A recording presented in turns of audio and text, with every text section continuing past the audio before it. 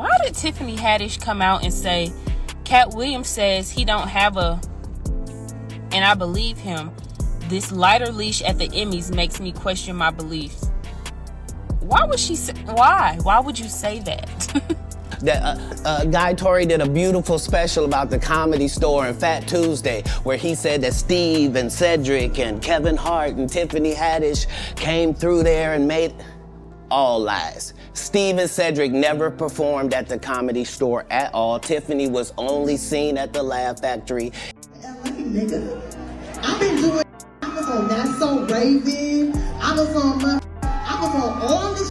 I did extra work. I was on all of the white people TV shows, the black people TV shows. I used to be on Dance 360. Katt Williams has set the comedy world ablaze, prompting a flurry of responses from fellow comedians after his explosive revelations in the viral Club Share interview. Despite their efforts, none have managed to present compelling arguments to refute Katt's claims, especially when it comes to Tiffany Haddish. In the aftermath, Tiffany found herself grappling to counter Katt's assertions and, in her struggle, resorted to recycling the tired narrative of Katt's alleged substance use. Ironically, this is the same Tiffany who faced a DUI arrest just last month for the second time. Fans were quick to call out Tiffany for attempting to tarnish Katt's reputation, especially given her own issues with substances. Attempting a different approach, Tiffany responded to Katt during her recent stand-up show.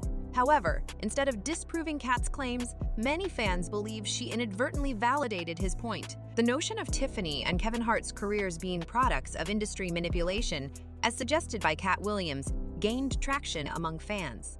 Because they tell you that there's no gatekeepers, but we keep seeing the same people open the gate. Didn't Kevin open the gate and let Tiffany in? The question lingers. What exactly did Tiffany say in response to Katt's expose, and did she unintentionally provide evidence for everything he accused her of? Let's delve into it. Tiffany Haddish is the most recent comedian to react to Katt Williams' explosive interview on Shannon Sharpe's Club, She podcast. Despite Tiffany's extensive commentary, her response failed to resonate with fans, who argue that she ended up reinforcing Katt's perspective. On Club She, Katt Williams expressed his grievances, alleging a distortion of comedy history. According to him, there's a pervasive narrative in the comedy world that deviates from the truth. Katt pointed to Guy Tori's special, where Tori referenced Steve Harvey, Cedric the Entertainer, Kevin Hart, and Tiffany Haddish emerging through specific venues. Katt vehemently refuted these claims as falsehoods.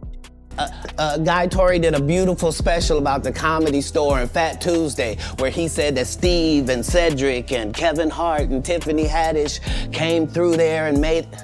All lies. Steve and Cedric never performed at the Comedy Store at all. Tiffany was only seen at the Laugh Factory. In 15 years in Hollywood, no one in Hollywood has a memory of going to a sold-out Kevin Hart show. Further, Katt asserted the existence of industry gatekeepers, citing Kevin Hart as instrumental in opening doors for Tiffany. The crux of Katt's disagreement with Kevin Hart pushing Tiffany Haddish lies in his belief. Yeah, because they tell you that there's no gatekeepers, but we keep seeing the same people open the gate. Didn't Kevin open the gate and let Tiffany in? Ain't he now opening it up for... Don't such and such open the gate for... What do you mean ain't no gatekeepers? That numerous more talented black female comedians have been overlooked due to their refusal to blindly comply with industry directives. This perspective dates back to 2018 when Katt dissected Tiffany's sudden rise on the Frank and Wanda in the Morning Show. Katt delved into Netflix's criteria for selecting comedians for specials, emphasizing that having a special doesn't automatically translate to exceptional joke-writing skills. He highlighted Tiffany's Netflix deal, pointing out that she secured it without a recent tour under her belt. Tiffany Haddish. She been doing comedy since she was 16. You can't tell me your favorite Tiffany Haddish joke. Why? Because she ain't done a tour yet. She ain't done a special. She has not proven the ability to tell jokes back to back for an hour to nobody.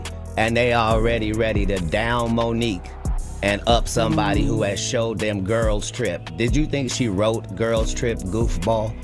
Right. Or do you think that was already a script and they handed it to her? It's up to you, whatever you want to believe. Katt delved deeper into the systemic issue within major media companies, highlighting the sidelining of highly talented Black female comedians. He keenly observed that despite Tiffany's apparent lack of prowess in joke writing, she continued to receive extensive promotion, propelling her into the limelight. Amidst this ongoing exchange, Wanda Smith stepped forward to defend Tiffany, attributing her popularity to authenticity. However, Katt swiftly dismissed Wanda's defense, asserting that Tiffany didn't become the face of Black female comedy solely due to her perceived realness.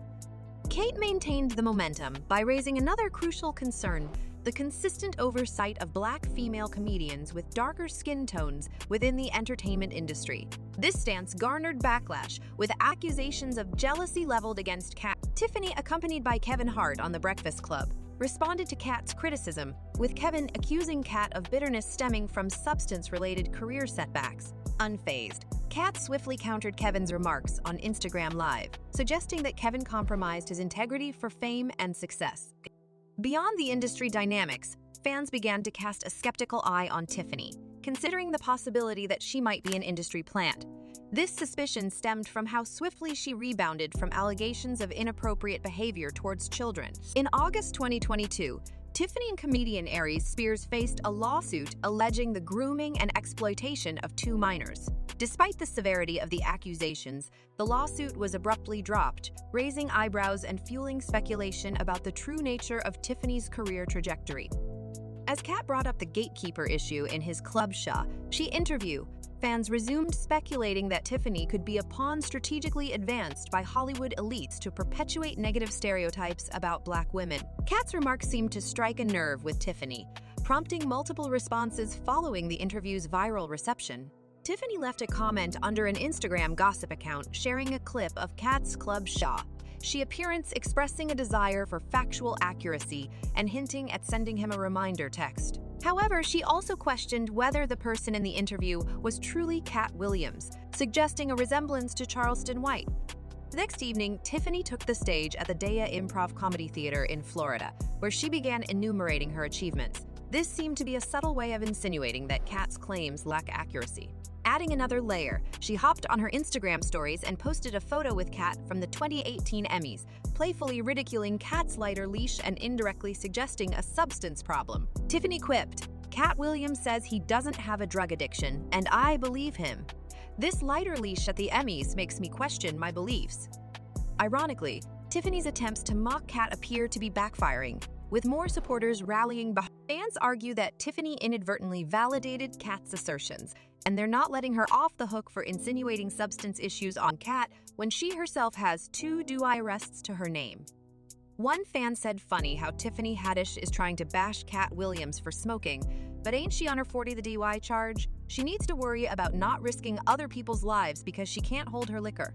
Instead of pressing on what Katt said and another person wrote, Katt really got Tiffany Haddish reading her own resume on stage. And you realize a couple of things he didn't lie. Her resume is really thin and she really only has 1 pitch as a comic. No change up, no curb, just the 1 pitch. What are your vibes on Tiffany's comeback to Katt Williams? Do you reckon Katt's on point about the industry gatekeepers? Drop your thoughts below and then dive into the next video.